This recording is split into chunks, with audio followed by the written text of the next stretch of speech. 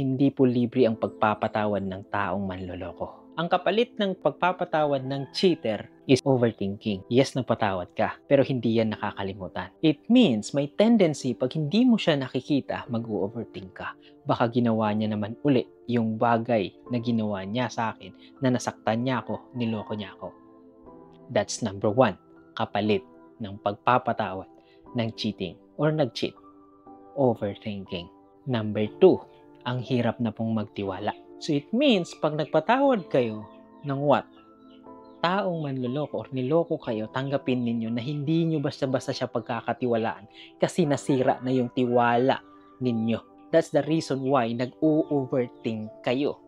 At if you can handle all those 3, overthinking, ang hirap magtiwala, at higit sa lahat, wala kang peace of mind, patawarin mo yung tao.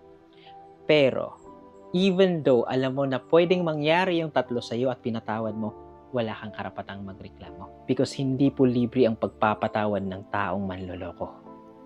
May kabayaran siya, may presyo siya. Overthinking, ang hirap ng magtiwala, at higit sa lahat, yung peace of mind mo nawawala.